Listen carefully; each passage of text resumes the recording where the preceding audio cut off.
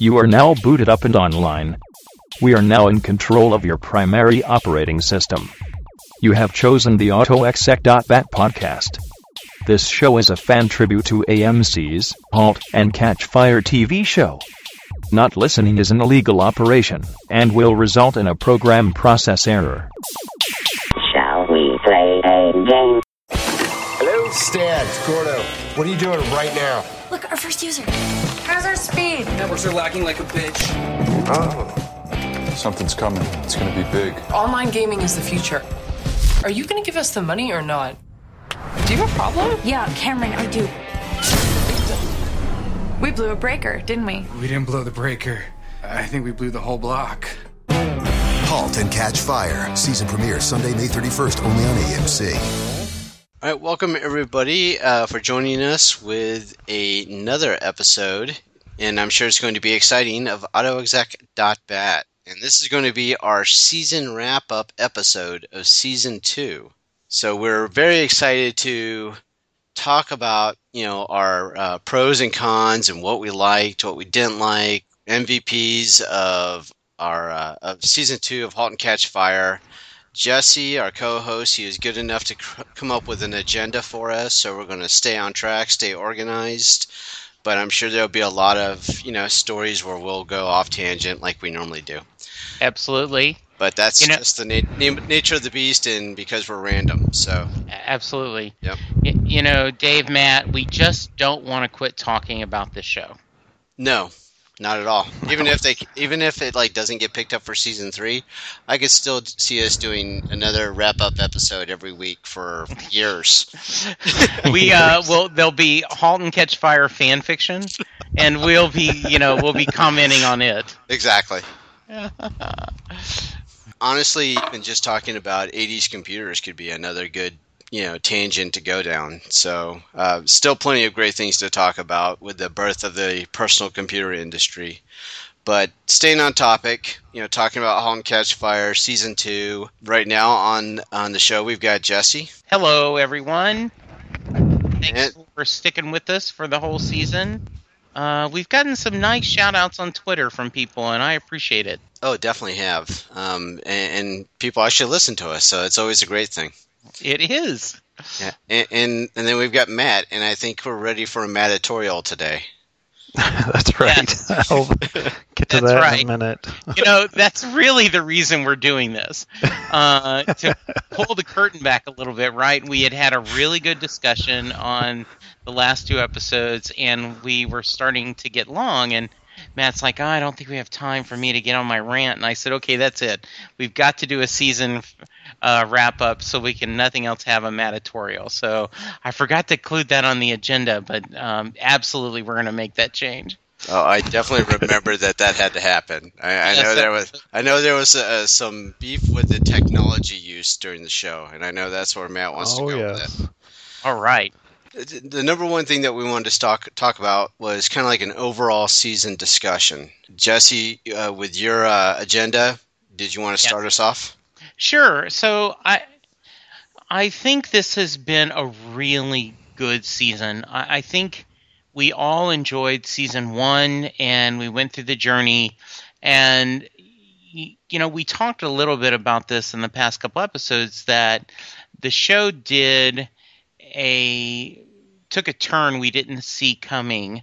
When we were in the first couple episodes, we said, okay, they're going to get the game back together. It's all going to work out. And they really took the show in a different path than I thought it was. I've heard some other people discussing the show and saying that they think that Season 2 was a lot stronger than Season 1. I think they're equal. I think they're both just as good. And I just have been really happy. And I will go on record, I will be very unhappy if we don't get a third season, just because I want to spend more time with these characters, and I just have a blast talking about it with you two. I agree with you on all fronts. Definitely in agreement with, needing a Season 3. With Season 2 compared to Season 1, Season 1, enjoyed seeing Joe being Joe. Joe being the wild card, the crazy, you never know what's going to happen kind of Joe. And then season 2, we got a much softer, gentler Joe. And I know that, Matt, you enjoyed that part of it because it fleshed out the character a bit more. Yeah. So, season 2 got me more of the take charge Cameron character, which, I wanted to see. But at the same time, the recluse, sitting there and just being just an in-depth coder, was great from season 1. So, there is so much variation from the differences of these characters of how they evolved from season 1 to season 2. And I guess my only complaint is that we were just, really off base with our predictions. And so it's more of a fault on us versus the show, because the drama, it took it into a different direction that wasn't predictable. And, I like it when a show is surprising. So I agree. What do you think, Matt? I think this season, far and above, was better controlled than season 1.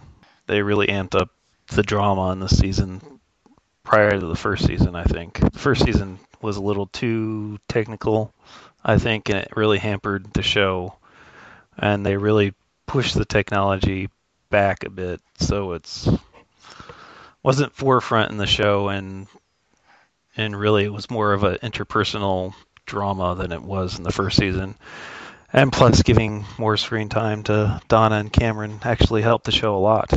It did. 2 very strong women to lead the show, or at least for the season. Yeah, I really agree with that, because they are, and they both had very different journeys, and it wasn't all, puppies and rainbows and ice cream on either one of them, but they both hung in there, and they kind of controlled their own destiny, and that's one of the things that I like about this show. So the next on the agenda was the season highlights. So we want to talk about like 1 or 2 episodes that we enjoyed. And I think this show is like many modern shows, that they're chapters in a book. There's been a lot of discussion about modern TV, and do you need to try to make a standalone episode, or do you just worry about telling a season-long arc? And it's okay if you have to kind of watch them all. But there were a couple things, and working for the Clampdown was absolutely one of my favorite episodes. I think there were a lot of good things going on in it. It really is, we talk about the Cameron's journey and how she takes control, and we all were talking about how excited we were at the end. So I think I speak for, I think we may have some duplicates on that. And then the other one is, I just love Heaven is a Place on Earth. I think the season finale was surprising. I think that as much as I despise the affair storyline, I think it came up with a good ending. Once again, Donna taking control of her destiny. She decides she does want her marriage to work. She takes, control. She comes up with an idea. So I think those are my 2 highlights. Overall, as I've said, great season. But if I had to pick just a couple of episodes, those would be the things that I would point out. Well, those are good choices. Thank you.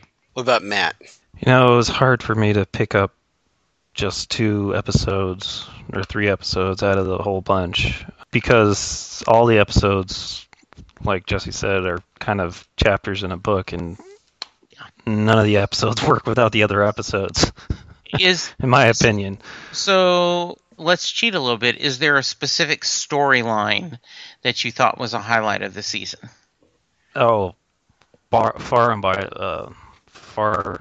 I can't even speak tonight. I'm just out of it. Far and away. Far and away was Joe's storyline of him trying to be a better man the entire season and then ultimately failing at the end. And if I was going to pick 2 episodes, it would probably be Limbo and Callie. It's two episodes that perfectly play off one another. Yes. As Limbo is everybody's happy, and then some people aren't happy, and then everything flips in Cali. Mm-hmm. Yeah. Because we have Joe in Limbo. He's happy, everything's going great. We're getting married, and Cameron and Cameron's company seems to be taking off, and then everything gets pulled out. Okay. And it's just a nice little juxtaposition that I thought was a nice even flow, and I liked the fact that in Cali we saw Cameron become a Joe type character. I thought that was a great switcheroo, as it were. And it was kind of shocking to me. It's still shocking to me that happened. Okay, very cool. Yeah, her being a little ballsy with her decision making and being able to even play Joe. Yep. Yeah, so that was a great turn of her character. And it's actually kind of funny because you guys listed your episodes and my favorites didn't even touch yours. Oh, nice. So my favorite episode, I got two of them, but one was Play with Friends. And this is the episode that was kind of the heaviest users for Mutiny were canceling their subscriptions. And then we could see John Bosworth step in and be, that sales guy, that he can be. And just that, the scene where he goes visits the mother and he's able to turn her, by talking about the community of, being online with his friends. I thought that was just brilliant. And then that was also the same episode where Joe's going rogue with his own plan to take the mainframe during off hours, and then he gets Gordon to help him out, but doesn't exactly tell Gordon that that's what, he's got permission to do this. So I kind of love that part of it. And then the other episode that I liked was the 10 Broad 36. And I love this one because of how well Donna was with her emotional roller coaster during the whole episode, where you just kind of saw her coming to grips with the fact that, she was, at that point, I thought she either termed the pregnancy or she was going to. But then she flipped out on Joe during the negotiation, and then they had that whole fake computer test for Joe. So I just, that was just so much fun to watch. Nice. Yeah, I could see why that. What's kind of funny is, spoilers a little bit, 10 Broad 36 is on my season lowlights, but for the affair scenes. Oh, okay. Yeah, if I had to go a storyline that I disliked, is I did not like how Gordon was used this season. And I'll go with that. I think that was the weakest part. Nothing against the actor. I think he did the best he could with the material. Limbo, and where he gets all crazy and he's looking for all that, was just absolutely painful, and I was not happy with that at all. And so that would be a low light for me of something I didn't enjoy. In fact, that's kind of the same reasoning behind my episode that was kind of the low light for me, and that was New Coke. Yeah. And that was where we had Gordon, doing his drug use. Yeah. And it was, trying to figure out what it is that he's going to do or, be involved in. And you're right. I mean, there was a lot of Gordon kind of trying to figure things out throughout the season. And then, the scenes where, he went to go visit, was it, his brother, it was too cliche. Yes. And then, as I said before on the last discussion that we had, was just the lost in the parking garage. It didn't need to last a whole episode, but yes. But I'm okay with the paranoid. Okay. All right. Yeah. Fair enough. Matt, how about you? No, I love the paranoid Gordon. I thought that was so much fun this season. I loved all the scenes with Gordon and flipping out about every little thing. I think was great piece of acting done by Scooter. Scooter, yeah.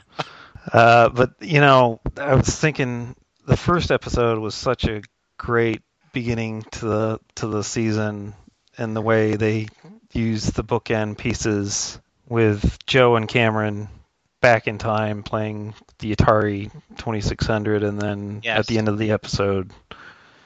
And there's been so much good directing this show. It's been astonishing to me that this is, it was a TV show, but I guess that's probably the result of shows like Breaking Bad and Mad Men and all these other shows. It's been fantastic, I think. And I don't know I hope they'll do a season 3, but who knows? This might be AMC's only critical darling, so they might keep it around. Yeah, I'm with you, man. The show looks and aesthetically really nice, and it's got a good blend of, the drama elements and kind of the way it looks and feels. And I think even one of our past episodes, you were talking about how it looked when Donna was in the server room with Joe, and they were trying to come up with the terms for the WestNet group agreement and all that. And that was just like a really done framed shot. And there was a lot of examples of that this season. Yeah, where she looked like she was boxed in. Right. Yeah, it does. And there's a lot of great storytelling, and there are some interesting, angles. I think when Donna is going to the Planned Parenthood, where it's a distant shot. So there's been a lot of great things, and I totally agree with that. All right. So is there any more low-light episodes, or did we cover what we needed to on that? Yeah, I think just to Gordon, I think there's certainly things I was disappointed in. I really like Sarah, and I was pulling for Joe and her. But I think, as Matt talked about, his journey of trying to be a better person, and when he makes that pitch in that final season where I'm not going to follow the rules because no one else is. It didn't do me any good.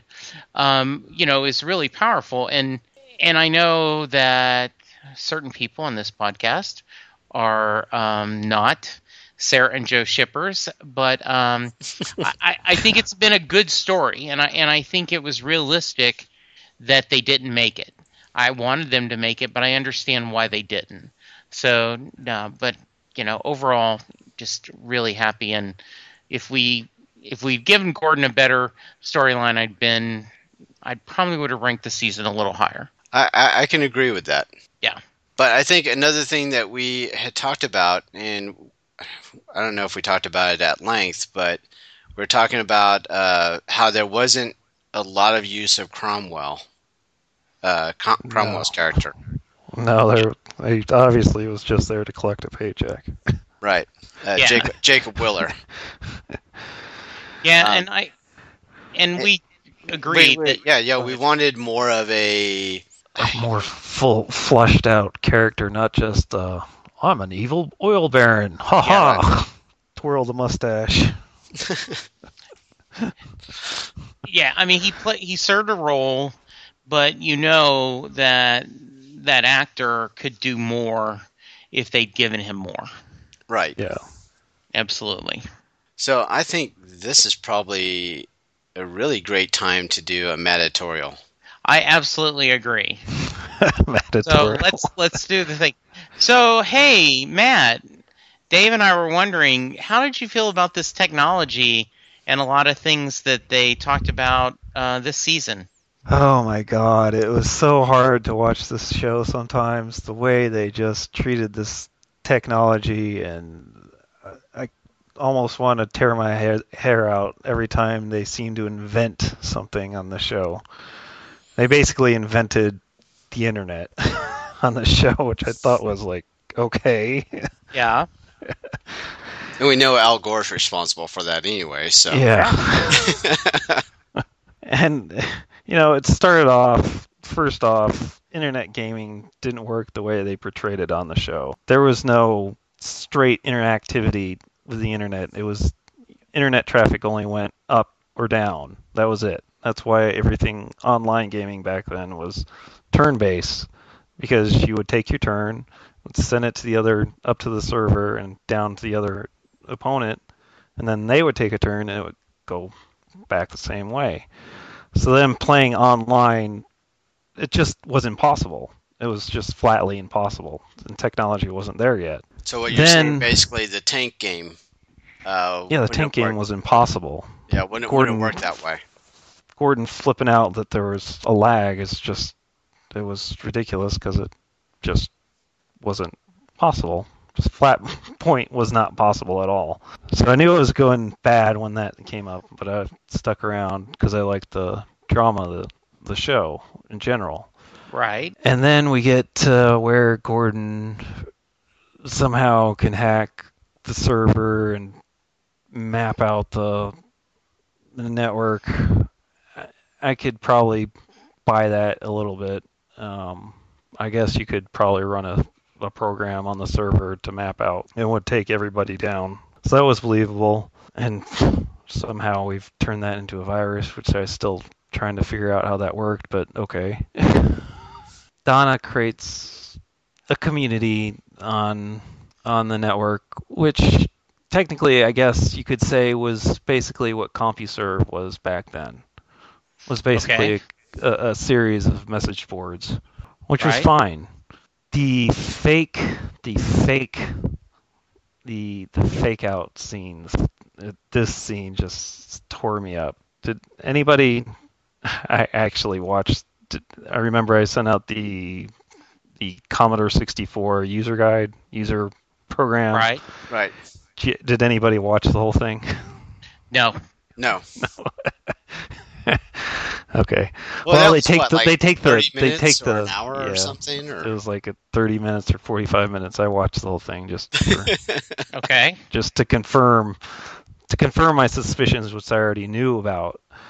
So they take the Commodore 64 apart to show you the innards. And I was right. There's no fan in the Commodore 64. The damn thing doesn't overheat. The disk would never melt. Yeah, I mean, no matter what you did, unless you like put a heat lamp underneath the damn computer for some stupid reason. But the Commodore 64 doesn't overheat. It just doesn't. In order for it to fail, it takes a lot for it to fail, actually. I mean, you can probably buy one today, and it'll still boot up. And just the fact that they invent everything on the show. I mean, Gordon invents Dell, Donna invents AOL in a way. You know, they invent online gaming, and then they make the first-person shooter game, which I don't think would run very well on a Commodore 64 because there's just not enough memory. Even if you wanted to take it online, it wouldn't work. Mm-hmm. Well, don't forget antivirus. Antivirus gets invented by Gordon. Right. Gordon invents the virus and the antivirus. Yes. At the same time. Because he's that good. I thought was hilarious. So not only is he responsible for Dell, but also for hackers and antivirus. Guy's a busy guy. Yeah, he is. It's just like, can we stop inventing every little aspect of computer culture? I mean, can we like leave it to some other people and like try to emulate them or do something better than having them invent everything? Okay. I think that's a fair... They don't treat the technology with of relevance like they did the first season. The first season, they were pretty calm with what they did on the first season, I think. I've talked about this before. My friend Ken doesn't watch the show. I was telling him about how much I really liked it, and he said, he says, I've seen a lot of people talking about it, and there's so many errors that I know it would make me mad. And so I think it's to your... I'm kind of proud of you that you can get past that. Because it is... I'm not technical, so I don't know enough, but there is that, right, where you're sitting there going, that's just so bad. That's just so bad, Yeah, the desk melting scene was bad. Yeah. And even in the scene in Cali where Joe pops the disk into the computer and somehow it affects the entire server. And I'm like, well, how did it get on the server? You'd have to log into the server to do it, and he didn't log into the server. He just popped the disk in and booted it up. Yeah, how fast did that seemed to happen quick, didn't it? Yeah, it was just ridiculous. Very nice. I would have rather them have Gordon had put in a backdoor into his own server. Mm-hmm. That would have made more sense to me, but yeah. No, they went with this whole, here I'm going to trick Joe, which was great, but it was just not technological.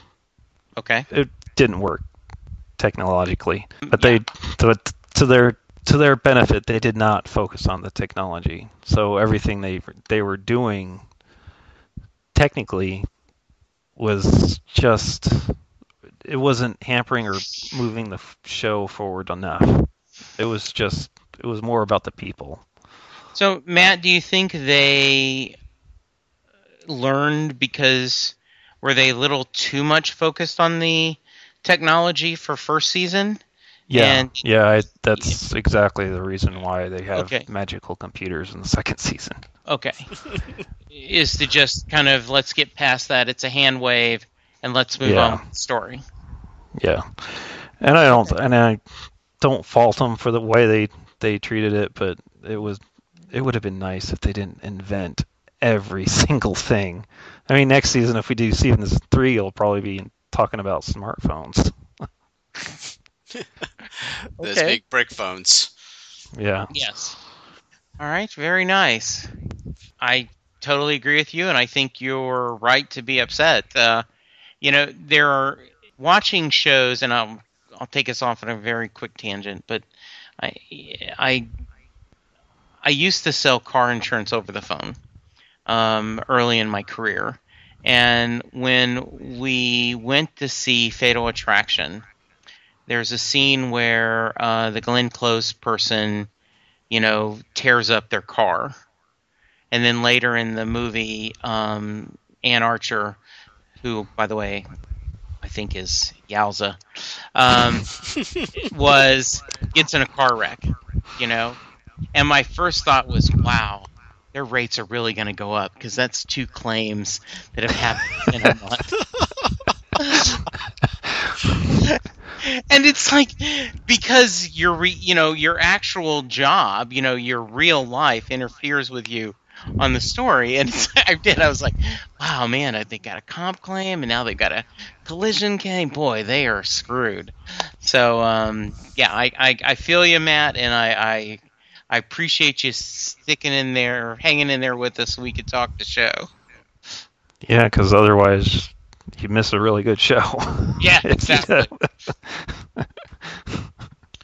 But there was actually pieces of that I guess I went along for the ride because I liked watching it from the perspective of maybe that's how like a Michael Dell started coming up with his own ideas. Maybe he had something going on where he got a bunch of his buddies in the garage or whatever, and they all started to do like Gordon's doing. But we like we talked about on that episode, we were talking about where he did it from the college dorm room.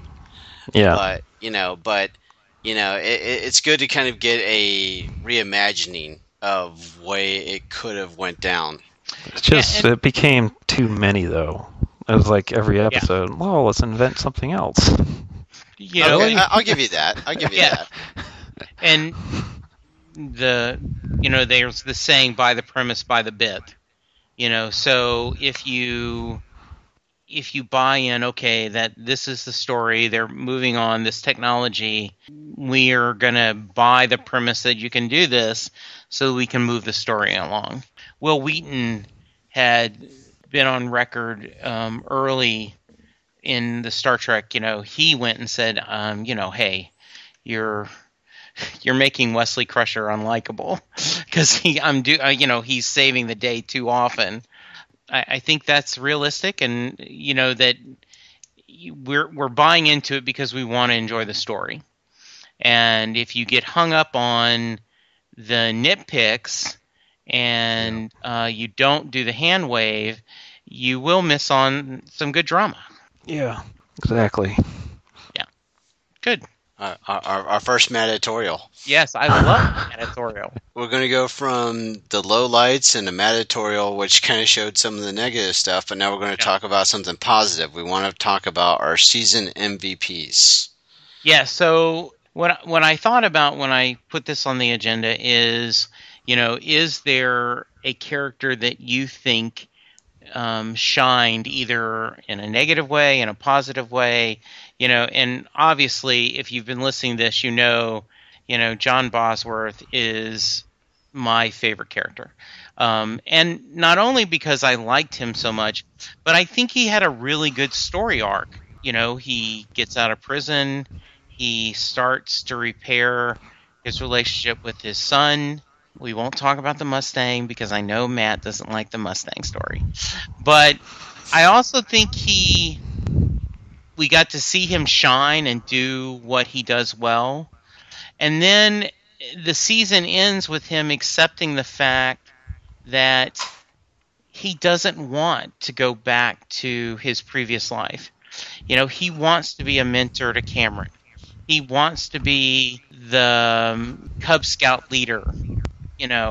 He's kind of the old man of the mutiny, and everyone loves him, and he's kind of there, and he loves all the energy and all the excitement. And I smiled and did a fist pump when they cut and they show him getting on the plane, even though you think it's going to be Cameron's boy toy, but it's him. And so John Bosworth, my season MVP.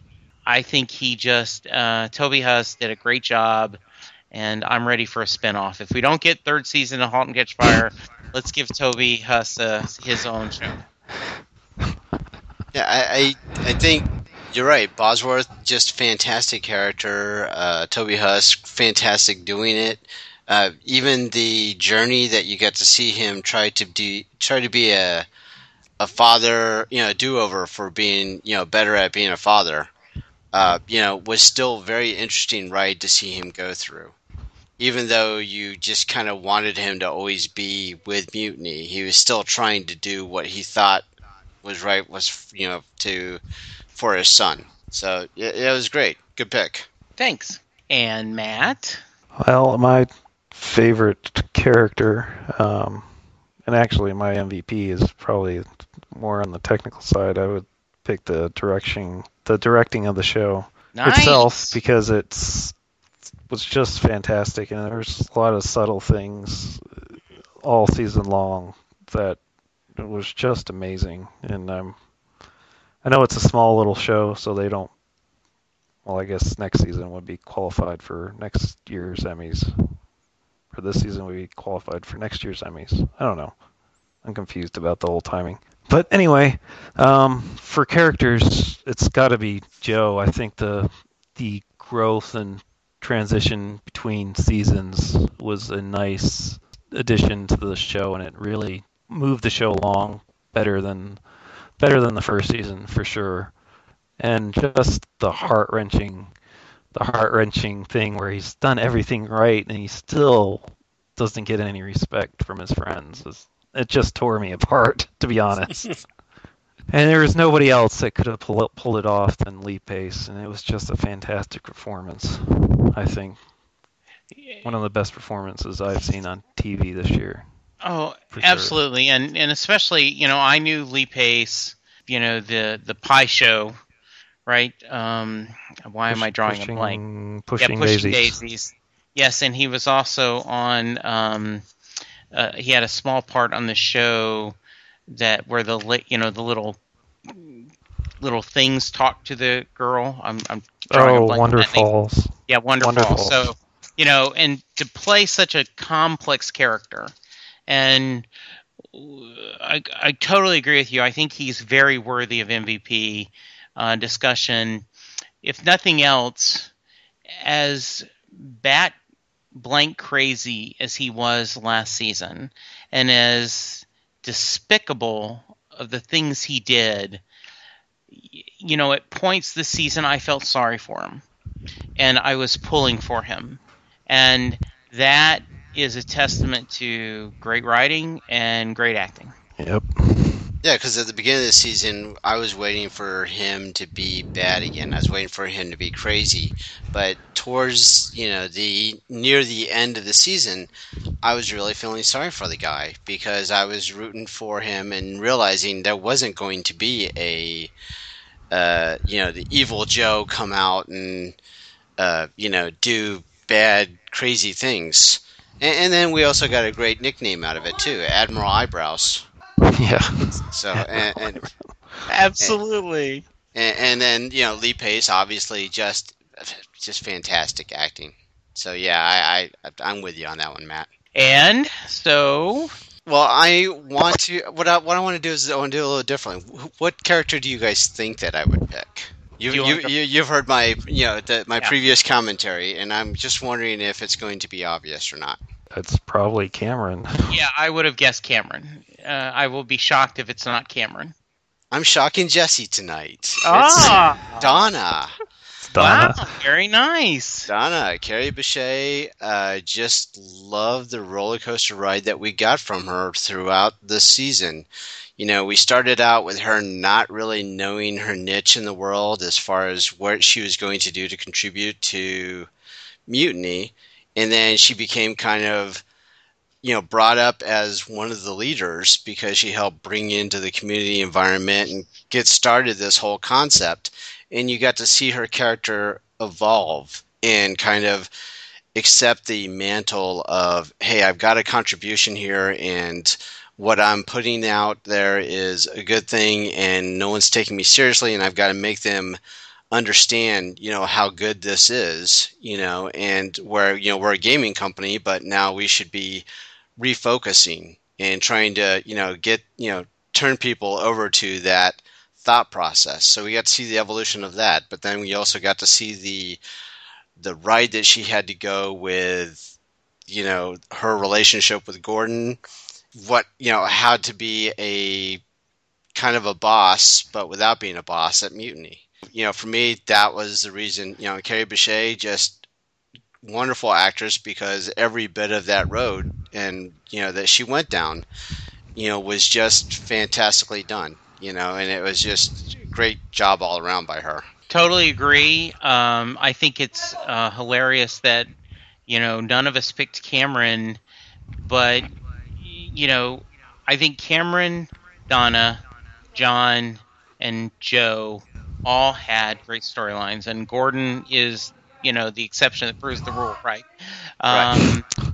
Yeah, I totally agree. Donna broke your heart, and she was trying to kind of be in, the voice of reason and trying to, she was being the champion of community and, Cameron didn't believe in it and all those different things. So she was amazing and great choice.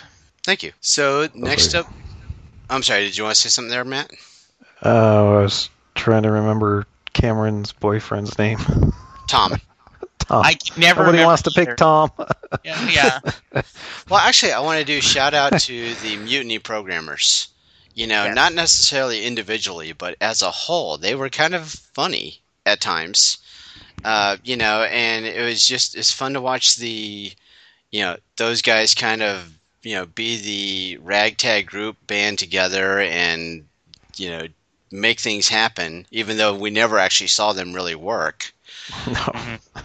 But it looked like it was a lot of fun. It just looked like a really a kegger that that they had to mess around with technology, every once in a while. But I enjoyed watching those guys, kind of wild, crazy antics. Nice. Yeah, they were good comedic relief. And it was really fun. I want to give a shout out since we're talking about the two Clark daughters, Alana Kavanaugh and Morgan Hinkleman. Both have Twitter accounts. I don't know if it's actually them that tweet. They were really nice. They retweeted a couple things on the finale. They thanked if anyone who talked about the show, they replied back thanking us. When they've had their, especially, in the final episode when they got to show a little bit. Nice young actresses, and I appreciate them hanging on social media and throwing us a retweet. That's awesome. Yes. Not everybody you can talk about egos with. Exactly. Absolutely. Let's tweet Lee Pace right now. See Yes, if we'll do an absolutely. interview. Right. We need you, Lee Pace. Yes, we do. Yeah. And we just got a shout out from Bob is Bland on Twitter, and he said no, we want a prequel. We don't want a spinoff with John Boswell. We want a prequel. We want to see John with his Cardiff days and fully smoking and making deals. And I say yes. I think that's a great idea. Oh, that is good idea. Bob is Bland. Yes. Anyone else that we need to give a shout out to, or on the show, or I know we're going to talk about the Save Halt and Catch Fire campaign. They are trying to do a lot of great work, and so we want to give them a plug. But anything else on the show we want to talk about or discuss? Yeah, that's exactly where I was going. I was going to mention the Twitter feeds. One was at HCFAMC fans, and Rachel Brown, Rachel Oloretta. So I'm probably saying that really wrong, but that's how it looks on Twitter. But yeah, I mean, those have been great supporters of our podcast, and not like we're saying goodbye, but just a lot of great attention that they were saying about us. They gave us some great feedback on iTunes. And just, the campaign itself to do the Save HCF to get Season 3. There's even a Halt and Catch Fire petition online, which is at Halt Petition on Twitter. So a lot of great avenues to go and interact with them. So I would definitely check those guys out. Absolutely. And, the reality is media attention does help. And they want a show, that has some followers and a little bit of buzz, so let's keep it going. We've got to now, rate the season? Yes. I think definitely would be a kilobyte. I think overall this has been, a season that has improved and gone, but on my 1 to 10 scale... Well, kilobyte's the middle one. Okay, so megabyte then. Right, okay. Okay, megabyte then, yes. My scale, I would give it 8.5 prayers to TV Santa for a Season 3. No, 8.5. And I would have gone 9 or 9.5 if it wasn't for Gordon's storyline. It bothered me. I didn't like Paranoid Gordon. I didn't like him having the affair. I didn't like him being lost that whole episode in the parking garage. I think that weighed down the season rating for me. Okay. There you go. Wow. That's my hot Gordon opinion. HGO. Mr. Madatorial, where are you at? I give the season a megabyte, and I would rate it a strong 9 out of 10. I don't have anything clever. 9 magical computer programs. 9 magical computers. That's perfect. Far and above, it's been a much better, tighter season this season, and I personally like the Gordon storyline. I think everything was on point with his character. I think everything worked for his character. It really explained a lot of the problems that he experienced in the first season, so I like that it continued on. I like the growth of all the characters this season, and I would really hope that we do get a Season 3. It's a little show. Who knows? I don't know. Maybe we will. Okay. Awesome. So I'm giving the season a megabyte also. So since all three of us gave it a megabyte, it's graduating to a gigabyte. So Halt and Catch Fire Season 2 is a gigabyte according to our show. But as far as my 1 to 10, I'm going 9.5 fake Unix machines with broadband connection. I love it. Yes. So I finally got a way to do your ratings that got a laugh out of Jesse. So Yes, that was great. so I am going pretty high on the scale. Yeah. So I'm going, half a point down because a lot of the problem lines that I had with, like you, the Gordon storyline. Mm-hmm. But I'm okay with Paranoid Gordon, but not necessarily the kick the man while he's down storylines. Okay. And then the other part where it was kind of cliche about him, visiting home. Yeah. But as far as, unlike the Matatorial, I liked watching the kind of the retelling or the birth of the technology. And so, being someone that's in that industry, I like kind of seeing the reimagining it, and I kind of, didn't let the nuances about what was wrong with the technology bug me. So for me, I was all in for that part of it.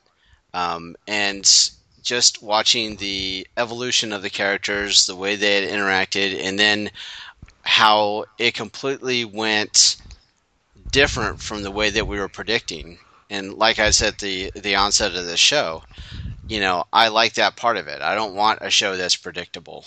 And this season definitely went way different than the way we thought it was going to when we first started talking about season 2. And to that's credit to the writing. That's credit to just the show creators, because they they didn't take us down the path that we saw at the beginning. To their credit, and they did it in a very enjoyable way. And if they hadn't made magical computers, I might have given it a 10, but they lost the point. Well, and I think what's interesting is we average out to a 9, right? So that's something.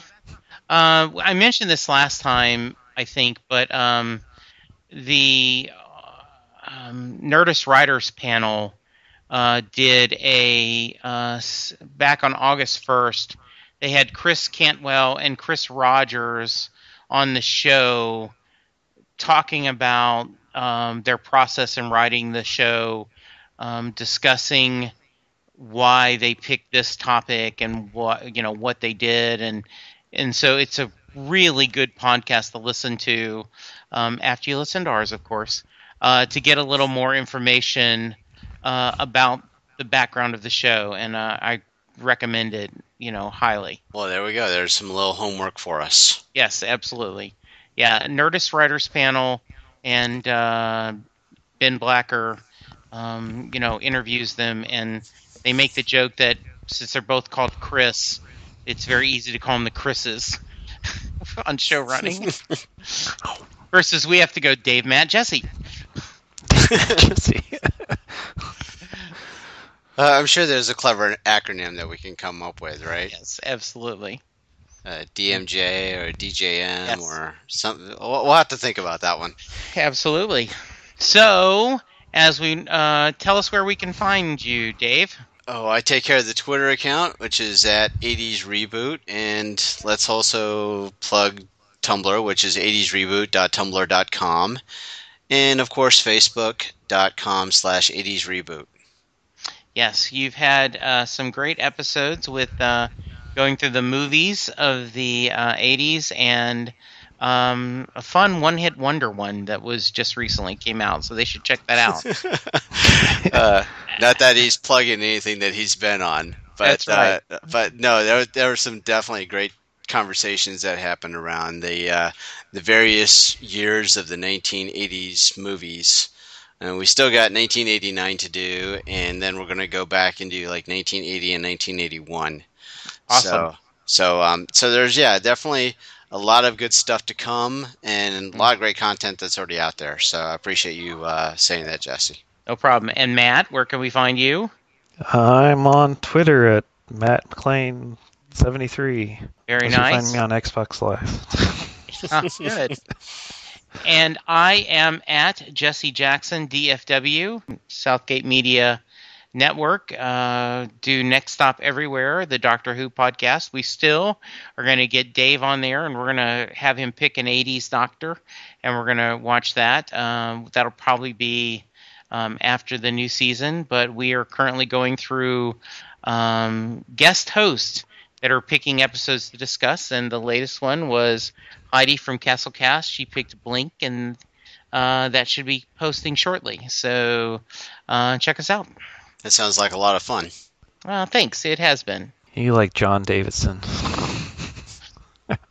I'm John Davidson. I will take that as a compliment. That's incredible. No, John Davidson. Wasn't it John Davidson from Doctor Who? Peter Davidson. Peter Davidson. I that's at first I thought you were doing, but I assumed you were doing John Davidson because I sound hostish, plugging everything. Oh, now that you bring it up. and my that was a kind of a faux pas smile. that seemed to work. It worked well. Awesome. Oh, that's incredible. What year was that? That I think it's more 70s than it is 80s, though I don't know. We may have a new topic. I think it's still the 80s because they were talking about video games. I remember. Yeah. I remember the video game episode. Oh, that's incredible TV series, 1980 to 1984. Oh yeah, there you go. So yeah, we could do that. Just looking at the pictures that came up with that, just classic, young 80s. So definitely good stuff. Absolutely. Yeah, because they had Billy Mitchell on there. I remember that. And, oh wow, I'm going to have to dig that one out. Didn't a young Tiger Wood was on there? I don't know. Maybe. Yes. So yes, good stuff. I assumed you were talking about John Davidson, as the host. Yeah. Completely faux pas on my part, but no how problem. It works. Yes. Well, I think that's it. I think it's time to go Control-Alt-Delete. Dave, I got to tell you, I appreciate you organizing this and hosting it, and you always, kind of wrangle us to make sure we're recording. And so thank you for being our leader. And you're our John Bosworth / Cameron, and you are greatly appreciated. Thank you. It feels like you're saying goodbye to me, though. Well, for this season. That's what I was thinking, too. Yeah, hopefully we're going to do a third season. Dude, Jesse, don't right off into the sword, right off into the sunset. Don't make me cry. See you, Dave. Don't make me cry. Good riddance.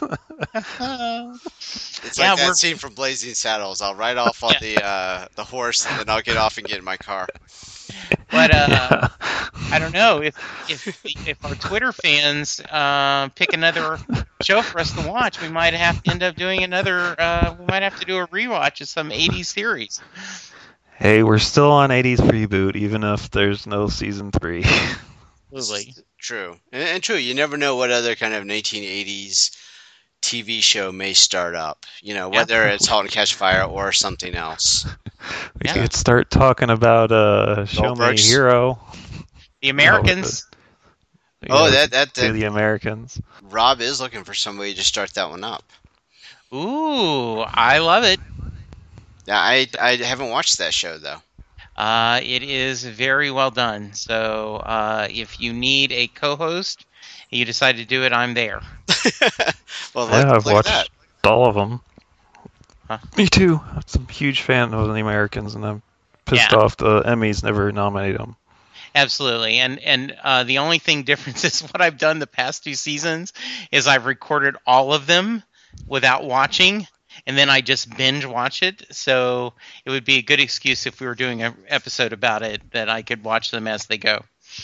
I don't know if it's on one of the streaming things.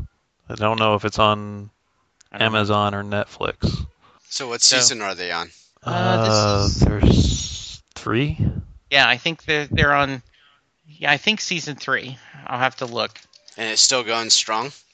Yeah. No, it did. They just finished 3, and the new one's going to be 4.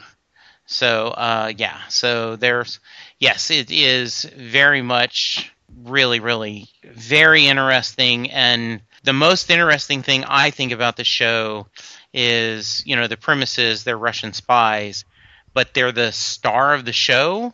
So you end up pulling for them, even though you're like, wait a minute, they're the bad guys, but you're pulling for them to win. So Carrie Russell looks amazing. So there we go. All right. Well, let's not, sell the farm for Halt and Catch Fire yet. So absolutely, there we go. All right, gentlemen. And there's the Show Me the Hero show on HBO that just started. Show Me the Hero. Now, what's that one about? It's about, I think it mostly takes place in the 90s, but it's set in New York City in the 80s when they were trying to force a lower income housing project into a richy portion of the city. Okay. And it's all about, equality and inequality and it looks good. It's a heavy show. Yeah, I've got it on the DVD. It's by the same people that made The Wire. Okay. Oh, okay. So there's definitely a lot of 80s TV shows to go around. Yes. Yeah. Well, this is just a mini-series anyway, so it's only just one season. Oh, okay. All right. I'll put my vote for doing Greatest American Hero. Greatest American Hero. Oh, God, that would be fun. Okay. So have you guys ever watched a TV show called Misfits of Science?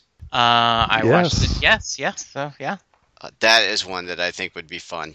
All right. Just if you think about it, let us know. We're game to keep recording. Yeah, I just... Sledgehammer. Oh, that'd be fun. A lot of good stuff in the 80s. Yes. We'll do our Silver Spoons marathon. There you go.